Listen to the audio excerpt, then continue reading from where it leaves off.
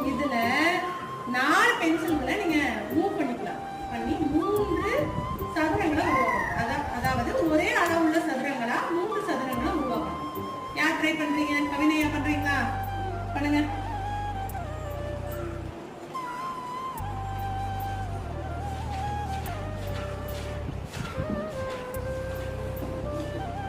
மூன்று சதுரங்களை உருவாக்கிட்டாங்க. ஆனா இங்க 2 பென்சில் இருக்கு இல்லையா? 2 மூவே நீ உருவாக்கிட்ட. ஆனா நம்ம சொன்னது என்ன? 4 மூவ் பண்ணணும், 3 சதுரங்களை உருவாக்கணும். ரிஷிதா ட்ரை பண்ணுங்க.